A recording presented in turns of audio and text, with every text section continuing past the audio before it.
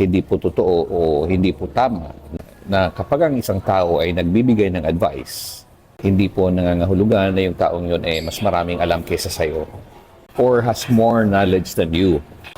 Or sasabihin pa ng iba uy, ang talino niya. It's not that. Hindi po ganun yun. Well, it just means that mas marami siyang nagawang pagkakamali. Marami siyang kalukuhang pinagdaanan. Marami siyang nagawang kapalpakan. Well, the good thing about it is lahat niya yun nalampasan. Maraming natutunan, nagkaroon ng pagkakataong magbago for the better. While some people may perceive it as acquired knowledge or wisdom. Kasi ang totoo niyan, alam naman natin that experience is the best teacher. Failures and misfortunes are the best teacher. Fail early, recover early. Fail quick, recover quick.